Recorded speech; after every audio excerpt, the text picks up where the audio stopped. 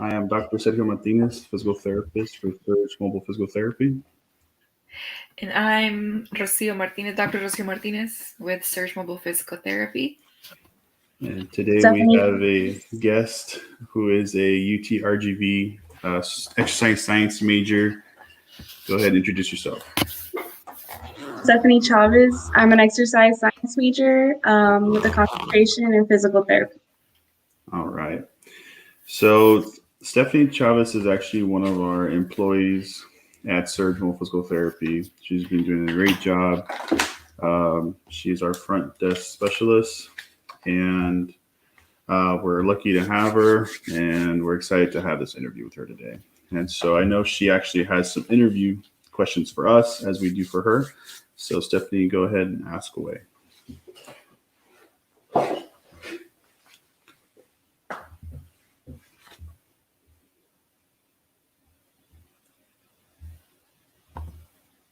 And I think you're on mute. There you go. Sorry, I thought I pressed unmute. Okay. All right. There you go. So I have a project for my internship class, and Okay. I produced some questions for you guys. So the first portion is asking you guys more about the comorbidities that we're facing right now and how you guys deal with that. And if there's any anaerobic or aerobic exercises that can be implemented in helping them out. So the first question is, what accommodations are needed when treating patients with health conditions such as hypertension, pulmonary disease, cardiovascular disease, obesity, and diabetes? Yeah, so I think I'll chime in for this one a little bit. So whenever we have patients with any of those comorbidities, and most of the time we have patients that have multiple comorbidities, none of them really come in with, or a few of them really come in with none or less than a few, right? They always have some sort of comorbidity going on, depending on the geographical area that you're in, right?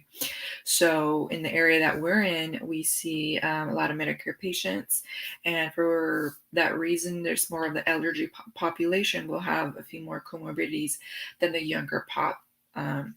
So just making sure we monitor during exercise, being prepared before we see the patient, obviously knowing what their comorbidities are so that you're prepared during exercise, but making sure that we're monitoring signs of hypotension and hypertension, hypoglycemia and hyperglycemia. And by that, I mean low blood pressure, high blood pressure, and low blood sugar and high blood sugar, because exercise will have an effect on this, right? By either increasing or decreasing blood pressure. And exercise, it'll increase blood pressure, and for sugar, it'll decrease blood sugar, right?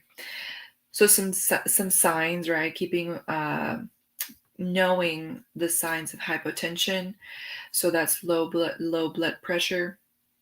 Making sure you're watching out for signs of dizziness, lightheadedness, and that kind of piggybacks with low blood sugar, watching out for dizziness, lightheadedness, sweating, making sure that you have some sort of juice available for patients in case that does happen. That way they can recoup their blood sugar, or eating prior to therapy. With high blood pressure, normally you want to look for if you have a blood pressure over 220, 100, that's kind of like the high end. You want to make sure that you're not having patients work way too hard, because if their blood pressure goes over that, then we're kind of risking them for other issues, right? So one of the ones is stroke, right? So making sure that you're not exerting patients past a breaking point, right? So that's why we constantly have to monitor them, making sure they're not in increased pain, making sure their vitals are not out of whack, and they're not feeling any weird symptoms during exercise. Sergio, you have anything to add to that?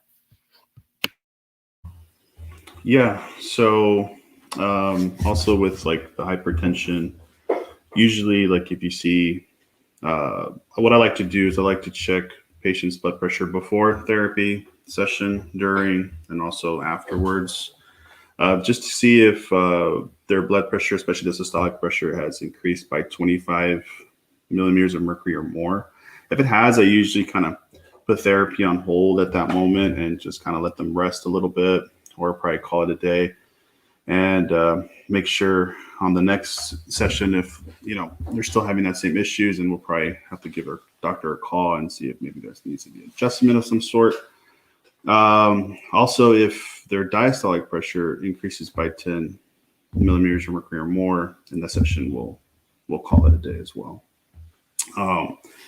For patients with obesity, the accommodations that we have to make is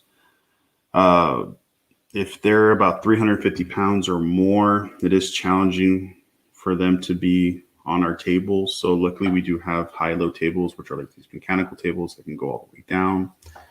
But if they have issues with walking or transferring, things like that, usually the outpatient facility may not be the most appropriate setting for them. And so usually we'll have to refer away to either a inpatient facility or home health facility, just so that they can get the proper care that they deserve.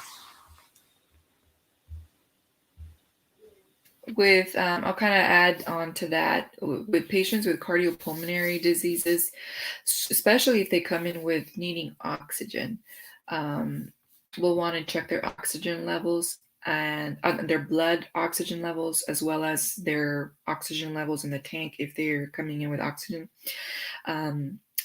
During exercise, you want to make sure you're above the 90% saturation range when exercising, because of the increased oxygen demand to tissues, right? So exercise will increase oxygen demand, which means if they already have problems getting oxygen to those tissues, then they're going to need a little bit more help. So we may want to take more frequent rest breaks for those types of patients, making sure that they're catching their breath, making sure that we're allowing enough time for those tissues to get the extra oxygen that they need. I know you guys face this more in home visits. Is that correct? With those type of situations? Yes. So typically in the home health setting, they are acute from the hospital setting. So they might be a little more,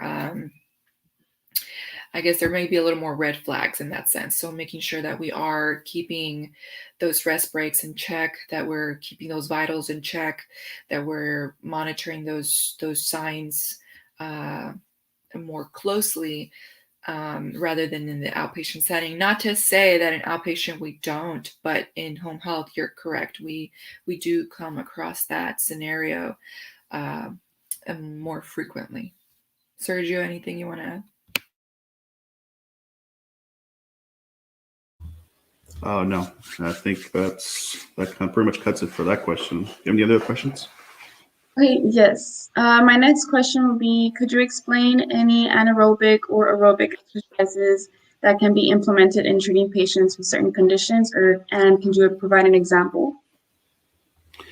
Yeah, so, man, you're making me go way back for exercise physiology here, but what's it called? So usually good examples of anaerobic exercises, which is basically fast-like motions that work on the type 2 muscle fibers.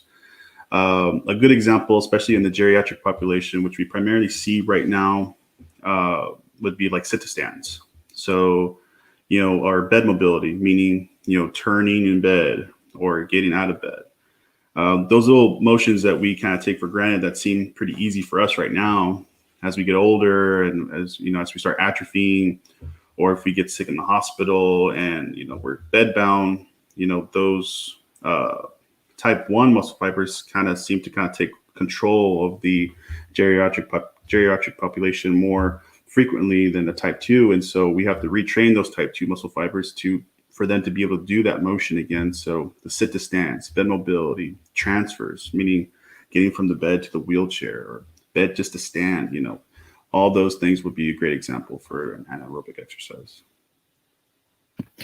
Also, I'll add to that in saying that, like Sergio said, with anaerobic, we're focusing on training the type 2 muscle fibers. So I kind of like to think of it as, and I'm thinking student brain, right? Because when you're in school, you're like, okay, how do I classify one or the other, right? So I like to think of anaerobic more like power type activities. So those prescriptions would go more along the lines of high load, less reps. So maybe giving someone a 10-pound weight to do for, 5 reps versus 10 reps. That's an example. With aerobic, like Sergio said, we're training the type 1 muscle fibers. So I kind of like to think of that as like cardio, biking, cycling activities. So the prescription for that would be more like low loads, but more repetition. So more endurance type activities like walking, things like that. That would be my take on that question. And then, I mean, there's obviously more in-depth explanation, but that's our, in a nutshell, explanation. Okay, thank you for that. For the last question of this portion, I want to ask, on average, how many patients do you see every week who are diagnosed with diabetes? And of those, how many follow the exercise recommendations you provide for them in order to help with their condition? So surprisingly, a lot of our patients don't come just because of the diabetes. Usually they come to us for pain, and they just so happen to have diabetes as well, or high blood pressure or whatever. And so with that being said, they just kind of care about their pain more than anything else. And so that we understand that, but you also have to understand that we have to explain to our patients that if you have diabetes, if you do have high blood pressure, all that impedes your healing as well. And so we have to address those things as well. And so that's why Rocio and I have been collaborating with local gyms, around the areas to see if we can help combat that issue. Because when they come to us, it's usually anywhere from 1 to 3 times a week at the most, but usually it's 1 to 2 times a week. And so that alone wouldn't be enough to help combat those issues, because when they're with us, we're usually doing more things to help with their pain, which is very important, because if their pain's not addressed, then they're not going to go to the gym to work out either, right? And so it's like we all have to work together in order for us to combat that issue. And so that's what we're trying to do.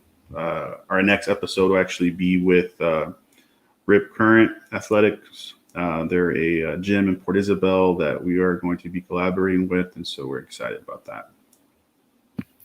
And to kind of piggyback on that a little bit, my take on that would be it depends on the geographical area that you're in again.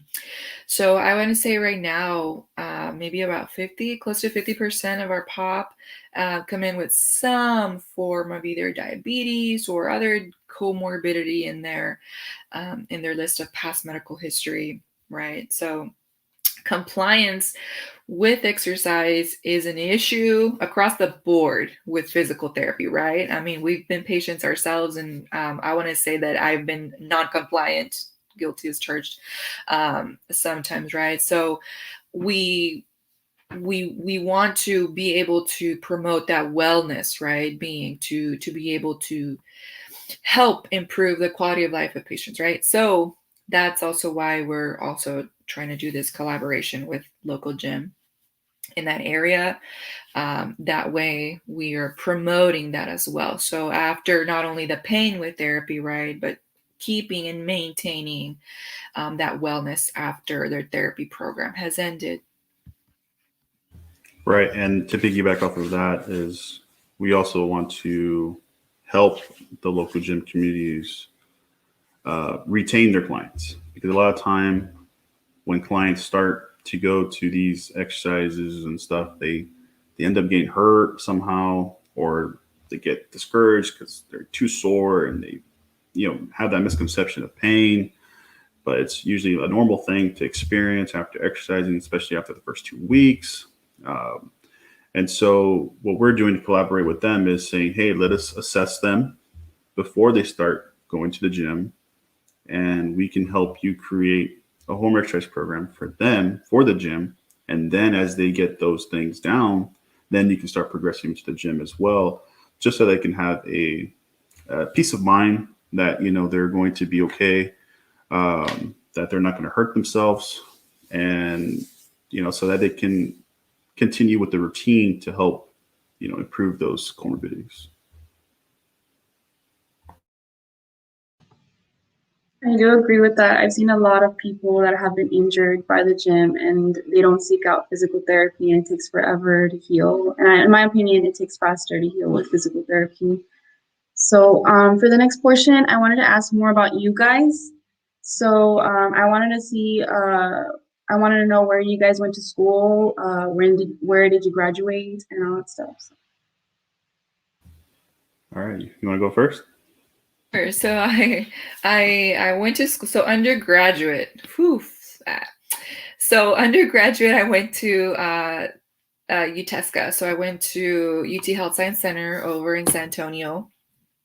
I was one of the crazy ones that wanted to just jump into the hospital setting. I was obsessed with the acute hospital setting, the fast-paced lifestyle. So I applied there. I actually applied to two, which I'll take this as a just encouraging moment for students. I applied to two different programs. I had applied to the associate's degree for respiratory care at UTB. Back then it was called UTB. And I applied to the bachelor's program at San Antonio, so UTESCA. And I got denied at UTB. The reason that I received was that there was an overload of applications at the time. And so they didn't know when I would be able to get accepted. So at the same time, I decided, thankfully, to apply to the other program because that one accepted me. And so my encouraging spiel to say about that is don't give up on your dreams. Especially when it comes to your career, right? What you want to do in the long term. So I did respiratory care, graduated there in 2013. I practiced at the county hospital there and a children's hospital as well. So I specialized in the neonatal intensive care unit, the pediatric intensive care unit, the cardiac intensive care units, and I got into the transport team. So I went in rides in helicopters and airplanes and ambulances to go pick up sick babies from other regional hospitals that did not have the available care that the babies needed. And we would transport them back to our hospital. So our hospital was a level 4, so very good hospital. University Hospital is where I was at, and Children's Hospital downtown. And I also did some LTAC work, so long-term acute hospital work there. Kindred Hospital was amazing. I got to learn so much about the acute care areas. And going along with that, I got to work closely with therapists in the acute care setting. So I liked that part of the allied health field, and I decided to apply to PT school at Mary Hardin Baylor in when did I start there? 2015. Yes, 2015 is when I got, and I decided to only apply to that one school. It was a new program. We were a charter class. And so luckily I got accepted. I didn't apply to any other schools, but that was just my case. And they didn't require any GRE at the time. And so that was I was lucky because I hadn't even studied for anything like that. And so I said, well, if it's going to happen, it's going to happen. So I applied, got approved, and graduated there in 2017. And that's that question. So I'll let Sergio take it on from there.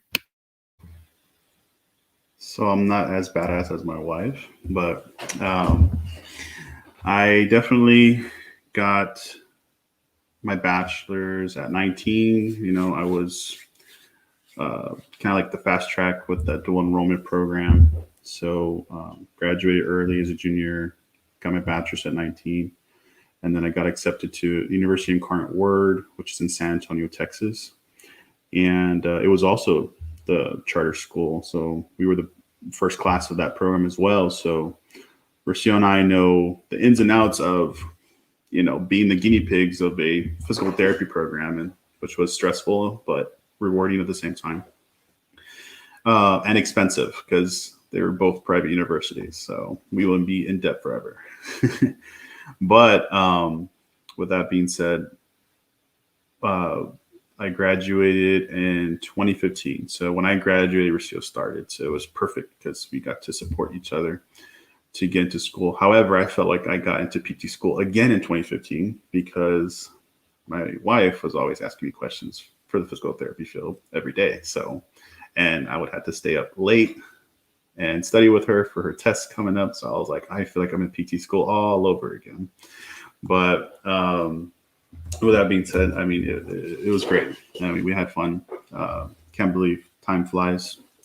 But yeah. And then while she was in Mary Harlan Baylor, I went into Manual Therapy Institute, which is a residency and fellowship program right after PT school. It's a total of 3 years, and that's fast track, So I did the fastest track. I did my hours under Dr. Josh and Dr.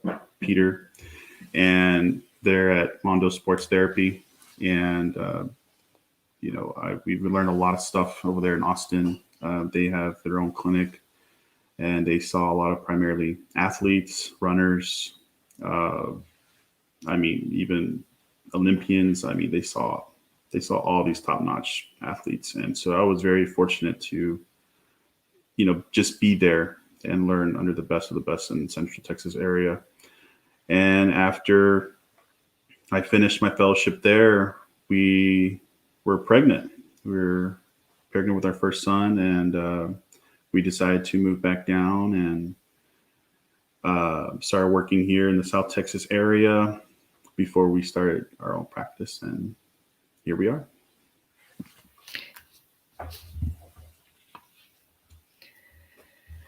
Any other questions?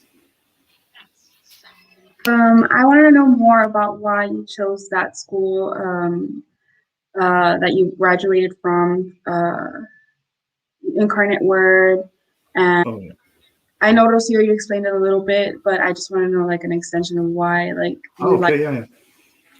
So it was closer to home, and so I was, brought up family oriented. It's probably because of how our culture is down here. But I mean, I just didn't want to be away from family.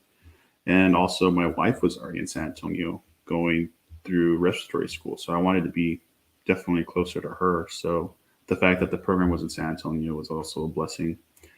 And the fact that it was like, the first class, it sounded very appealing just because, we would be the trailblazers of the program. And we would have a plaque of our picture, for every classmate to start. Like, hey, these are the OGs right here, So that was pretty cool. Yeah, and so I would say the same, undergraduate and graduate, closer to home. So that was my take on it, as if I could stay closer to home. I actually was one of those that did not want to leave home, but I thought, I need to do something with my life. And so that's why I applied to programs, in town, but it just happened the way it happened. And it was great. And the graduate school that I chose, not only because it was going to be the first class and I wanted to be a part of that, I wanted to make that change in my field, but also because they were very service based. And so that was one of the things that we got integrated into us during our program, is always be thinking about your community, always be thinking about ways that you can service your population better, further your education better. And so I really, really like that aspect of my education for that graduate school that I attended. So I would say those would be my answers for that question.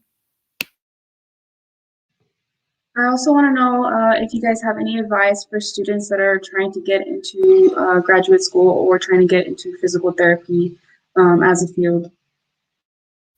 Yes, I would say, first of all, is don't give up. So look at different options. Again, think of, do you want to stay close to home, or what are your goals with that? And think about the support that you're going to have during those times. And so, are you going to be looking for financial aid, grad plus loans, or have you had money saved up? Um, I don't recommend, honestly, because I've had peeps that have done it and it was a little more stressful, and PT school is already stressful as it is I don't recommend you working during the program, because that is you'll be more tired and your focus won't be all there. And PT school, you're going to be overloaded with lots of information. So if you can try to shoot for good scholarships, again, be prepared for that, because PT school is not a joke. It is not easy, and everybody goes through school differently, meaning everybody goes through that stress differently. So I take stress differently that you take stress, and Sergio takes stress differently than any other person as well. So making sure that you're trying to stay as organized as possible, but also making sure that you are with a support group that is going to be supporting you positively along the way. Don't try to be negative about it. Try to stay positive, and always maintain gritness. So gritness, don't give up during the entire process. It will not be easy. But it will also be very rewarding in the end, because of the hard work. If it was easy, everybody would be doing it. Everybody would be graduating as a PT. And unfortunately, there was some people during our program that did not make it.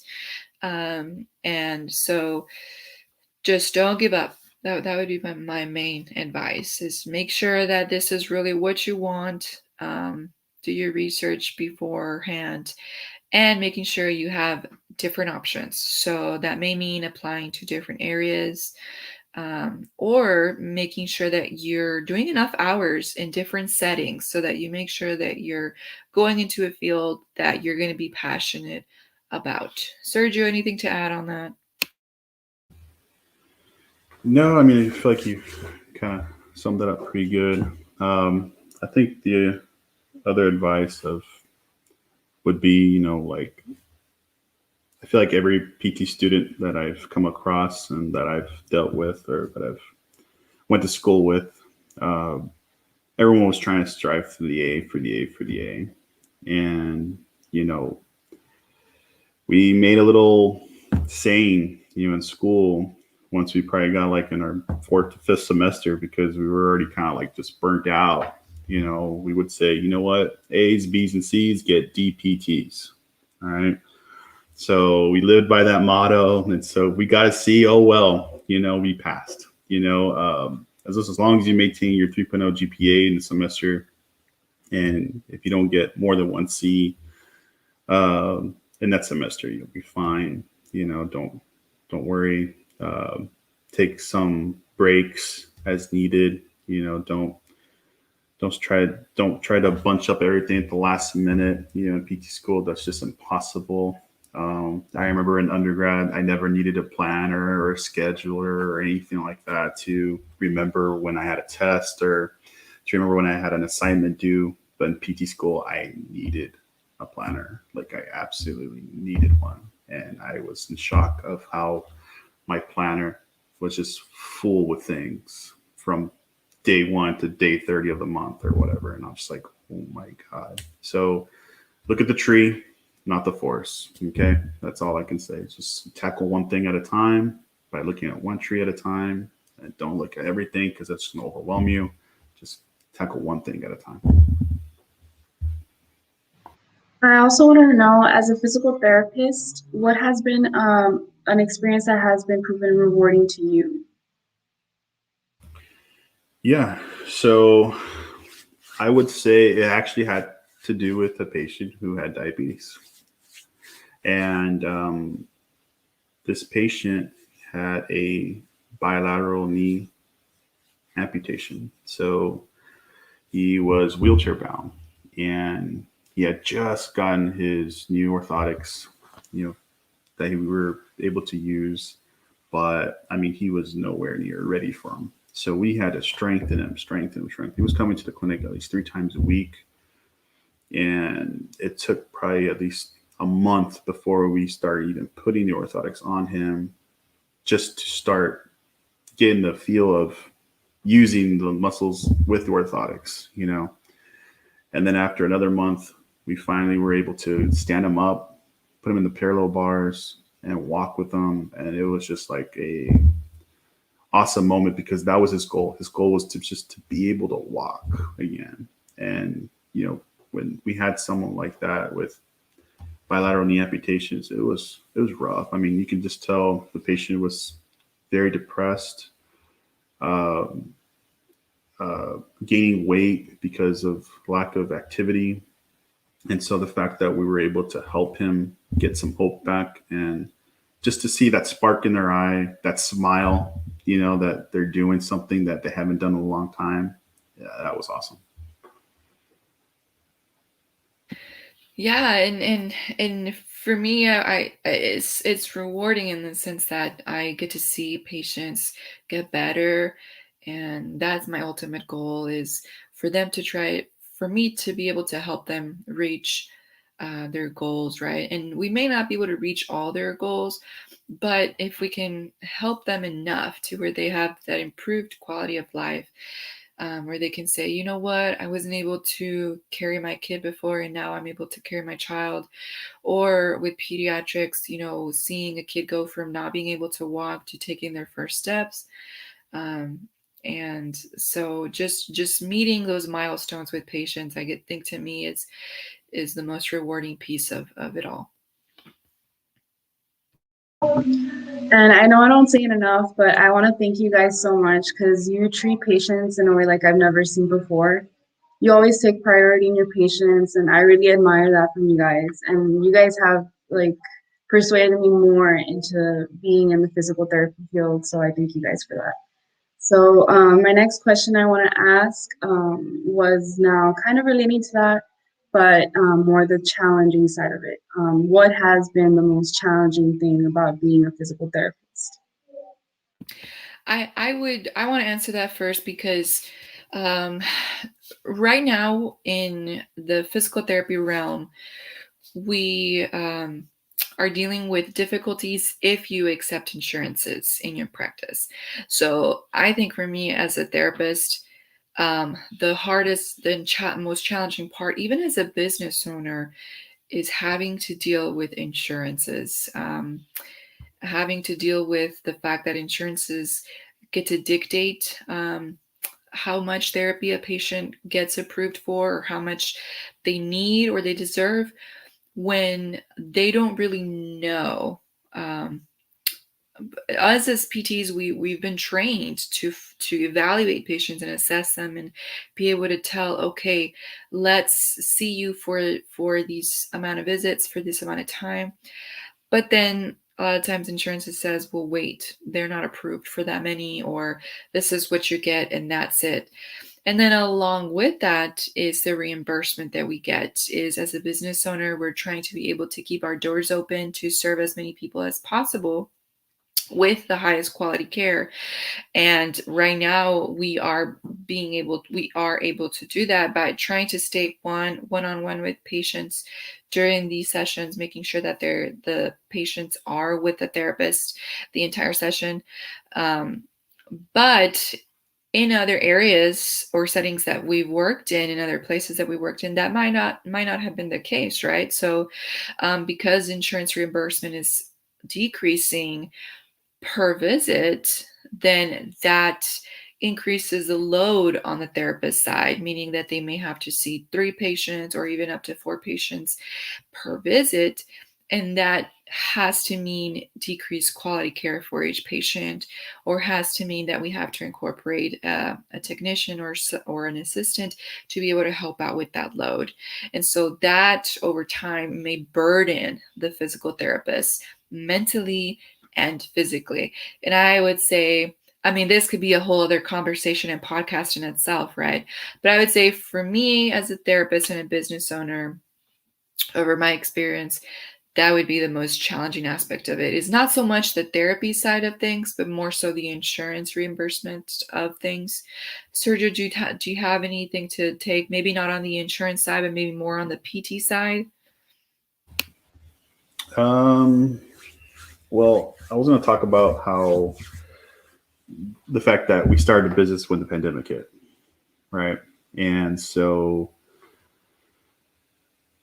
that was probably the moment I realized that my job isn't the most highest security out there, in the medical field. And so, the fact that we were shut down in Port Isabel for a month, it kind of scared us. It scared us because we had payroll to complete, we had rent to pay, we had bills to pay, and yet we had no patients coming in. And that was just a very troubling time, just because we didn't know what to do. And patients didn't want to be seen, patients didn't want to go to the clinic, doctors weren't sending patients to the clinic because we were all scared of this whole coronavirus thing. And I mean, granted, we still are, but Rocio and I, you, Stephanie, we've all been vaccinated, both vaccines, to help, put the community at ease as well. And then we also are very disciplined in our, cleaning regimen there at the clinic. I mean, we're sanitizing like all the time. And so, I feel like in a way it's good because it shows that, we had some areas to work on to maintain a very clean clinic. So, I mean, I like that we're doing that now. But I mean, I would say as a business owner and as a PT, I did feel like, oh my God, am I supposed to be doing something else now? Is PT not the profession that I should stay in because of the security purpose of this whole virus thing? And so I think what we did what we did to help me eliminate that was, it's great that we have a hybrid practice. And what do I mean by that? I mean that, we don't just offer outpatient services, we offer mobile services, and we offer traditional home health services. And so patients still need to be seen. Patients still wanted to be seen. So if they didn't want to go to the clinic, but they were okay with us going to them, we were able to find ways around that. And then also telehealth. Telehealth was something that Rocio and I had talked about even before the pandemic. We had started implementing that before the pandemic. And then all of a sudden the pandemic hit, it became the go-to standard, and so I felt like that was awesome because we were ahead of the game, for telehealth services as well. So, I mean, we improvised, we sat down, we made a plan, we didn't just give up. And I think that's what, helped us survive this pandemic as a business and continue to grow.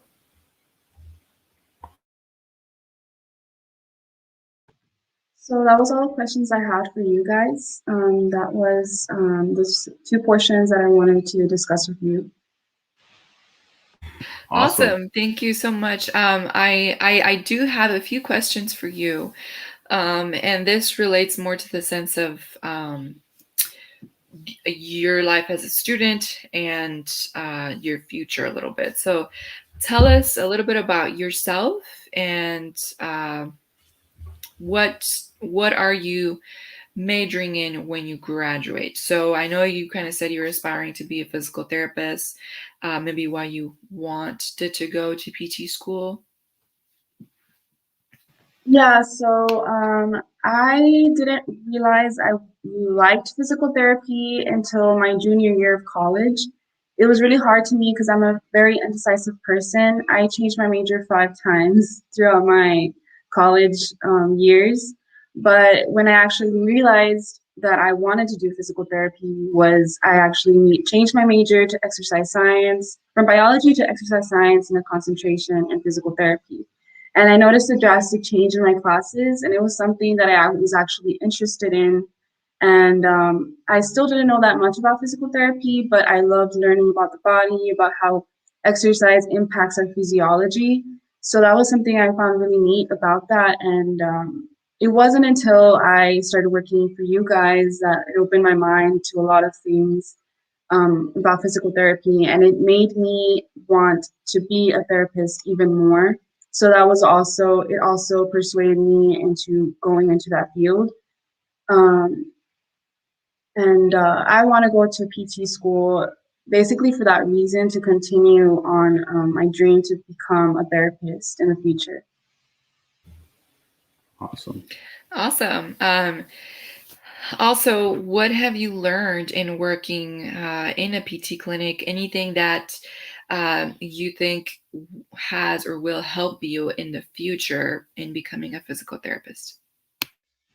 So a lot of things I've learned is the most part is how to treat the patients, how to gain that trust with them beforehand, because you're treating them, their body, and for them to trust you, you have to like connect with them in a sort of way. I didn't know you had to do that before. I just thought you just treated them and that's it. But as every day went by, I saw the connection you guys made with your patients, and I saw how that helped a lot with treating them. So I was like, oh, okay, so you have to take that extra step for treating them. And I also learned quite a bit of things like electrical stimulation, like using the therapeutic gun on patients. I learned the units that we have to learn. You guys said that that was really helpful for PT school, so I'm excited for that, like the manual therapy, neuromuscular, the moderate evaluations, all that stuff. And Dr. Wu is actually teaching me right now how to do an initial evaluation on a patient. So all of this information is super great for me as an undergraduate student trying to get into PT school. And now that I have more of a gist of it, I'm very thankful. Like, it'll be a lot more easier for me, I say, as compared to a student that doesn't know that much about how a clinic runs and all that stuff. So yeah, I think for sure you'll be very well prepared when it comes to that portion of it. So I hope that we've been able to provide you with a lot of help in that sense. Going into the aspect of PT school, the process of application, what has that process been like for you? So right now I'm taking baby steps. I've done research on many of schools. I feel like that's the first thing you have to do. Right now I'm interested in public and private schools. So hopefully I can get loans, grants, all that stuff. But so I've been wanting to stay in Texas, like you guys, like stay as close to home. So my first choice is UTESCA. So hopefully I get accepted to that. Or my second choice is Texas State. And then I'll apply to Incarnate Word. And I just have a list of graduate schools that I want to apply to, and just slowly get there. And then right now I applied to the GRE. That's another important part in the process, just getting a high GRE. I got GRE practice books to help me out. I've been studying every weekend and whatever I can during the week. Also, you need to create the PCAST. I also need to do that. And then just focus on getting that done, honestly, like for the process of it. I don't know if you guys want to expand on your process, on how it was, if I'm missing anything. So keeping your grades up, right? That's like probably the most important thing. I know that the minimum requirement is 3.0, but I don't think people who have 3.0 get looked at, to be honest. I would say if you have a 3.5 or higher, your odds of gaining are much higher than ones that are not. Letters of recommendations, great ones, right, from PTs and from professors are important. Doing your observation hours in multiple settings too, because if they see that you're only doing outpatient settings as your, volunteer hours, they're not going to be convinced that you know what the whole PT profession can do. And so I think the more settings you have under your belt, the more they're going to feel confident in you that you know what the PT profession is all about and what it can offer. And despite learning everything, you still want to be a PT. The other thing is finances, right? Be prepared if you go into a private school to get, parent loans, they're called grad plus loans, the subsidized, unsubsidized loans. I mean, be prepared to ask for the maximum, because if you're not living with your parents while going to PT school, like let's just say, you're here in Brownsville, but you're going to go to San Antonio. Well, if you want to leave in a decent area, I mean, it's going to cost you anywhere from, $800 plus just for rent, and that's not including the gas to get there, the food, and, so I mean, just, I tell all my students, just prepare to save now if you have a job, or, just to kind of help you get through the first semester. Just because sometimes PT schools require you to buy a bunch of books at the first semester. Like I remember in my program, you were required to buy like 30 books on the first semester. And I was like, oh my God, like there goes my whole financial aid check, So, or if you know someone who went to PT school and they're using the same, books, same editions, maybe ask around like, hey, are you still using this book? If not, can I borrow it? And just using the same textbooks if you can, just to help save money on books. But yeah, just save as much as you can. Work in the summer before PT program starts, just to have some monies to help you move, or because I know when I did, I mean, I had to do all that stuff, and it wasn't the best job in the world, It was cleaning toilets and, cleaning the floors and delivering sandwiches, even with a bachelor's degree. But hey, I needed to make some money. I needed to pay the bills. And so you do what you got to do, but always remember that an experience is required to humble you and to appreciate what you have and what you work for. I would say piggyback on that is one of the scholarships that I got that was really helpful for me during school was called the T.G. Woodton Scholarship, and I'll type it on here in the conversation there. The T.G. Woodton Scholarship, I applied for that one. It wasn't very difficult to apply to, and I was able to get $4,000 from it. And so I did get other scholarships that were smaller, like $2,000 or $1,000, but those I was able to save up and budget my rent, or if I don't know if you're going to be rooming or not, but to be able to afford my expenses every single month that I was in school.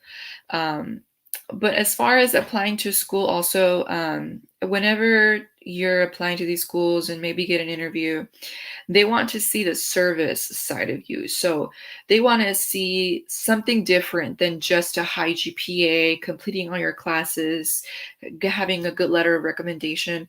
They also want to see your personal unique side of it, right? So what do you have that's different than the other person walking in? So I always say that it's important to get familiar with the PT core values, and you can find those on the APTA website. They may have you do an essay as part of your interview, and so that was my essay, is getting familiar, explaining the core values and how that ties into physical therapy and the service so that you provide to the community. So getting familiar with those, knowing that those are the types of things that they are looking for. Always being yourself, being respectful, and staying professional as well, is what they're looking for.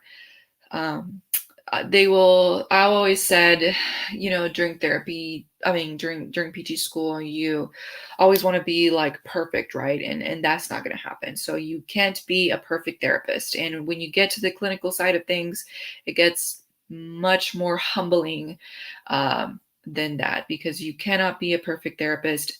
Nobody ever will tell you that they are a perfect therapist, because in the PT world, at least, that's not the way it happens. And so you get to learn a lot from your patients, and it gets to be more humbling experience along the way. You will learn a lot from your patients. And I want to say to just make sure to stay yourself, right? So a patient will maybe not remember the smartest of the therapist. They will always remember how you made them feel. So if you made them feel with compassion and care, and altruistic of yourself, then they will remember that person. They'll remember how you made them feel wherever you go. So just taking that just with as a grain of salt with that. And, Stephanie, for you, I do want to say that we wish you the best of luck in all your future endeavors. You are a great person. You're a great human being. And you already have a lot of the foundation going into PT school, and really into any profession if you decide to change last minute. So the front office is really, really, really the most, if not the most important part of a business. I've always said, so you're the face of the business. People come in, you're the first person they greet, people call, you're the first person they listen to. And so you are guiding every single patient along the way as well. So you're the first person they meet. And so, you have to make sure that you provide the most passion, the most service, the most respect along the way, the most professional aspect. So we do want to thank you for choosing to be part of our team, because it is a stressful job in itself as well, having to deal with insurances, and trying to multitask with different things. And so those are things that will prepare you into any type of profession that you choose to do for yourself. And so we wish you good luck in this process. Thank you. All right, guys. Well, I think that wraps up our podcast for today. And again, my name is Dr. Sergio Martinez, and my wife, Dr. Rocio Martinez, and our front office specialist and exercise science major, Stephanie Chavez, who aspires to be a physical therapist. Tuning out. Thanks, guys. Thank you.